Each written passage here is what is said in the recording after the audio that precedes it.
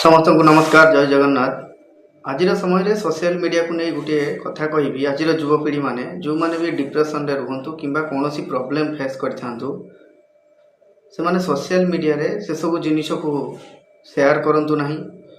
Reels कर सी अलग कथा किंतु सोशल मीडिया रे जदि आपण सब किछि कथा को शेयर करचंती एमती किछि बंधु आपनकर सोशल मीडिया रे आसीबे जो माने कि आपनकर कथा को बुझीबे जानिबे एवं शेष से माने विभिन्न प्रकार चर्चा करी मु एई डिप्रेशन रे अछि मो लाइफ रे एमिति प्रॉब्लम चलछि एमती किछि भी आपण शेयर करंतु नाही। काहे कि ना आपण जानि नाहंती आपनकर सोशल मीडिया रे जो फ्रेंड्स अछंती किछि फेक मुखाधारी अछंती जो माने कि आपनकर कथा को नहीं गर्दर्थ करि पारंती किंबा आपनक सहित भलरे कथा होई बहुत किछि जिनिस हासिल करिथांती।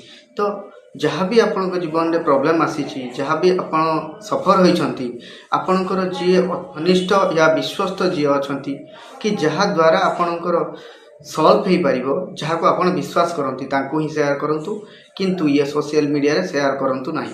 कहीं कि ना समस्ते तो आपनक वीडियो देखि कमेंट्स रे लिखि देबे तम दुख रे हमें दुखित एमती बहुत सारा कमेंट आसीबो किंतु से माने तम दुख को नहीं परवर्ती समय रे खराब भावे व्यवहार करंती। आज युवपीढ़ी मानक निवेदन जो समय भी आपड़ जिते प्रॉब्लम रे थांतु किंबा डिप्रेशन रे थांतु कौन भी वीडियो सोशल मीडिया रे शेयर करंतु नहीं। रहिली नमस्कार।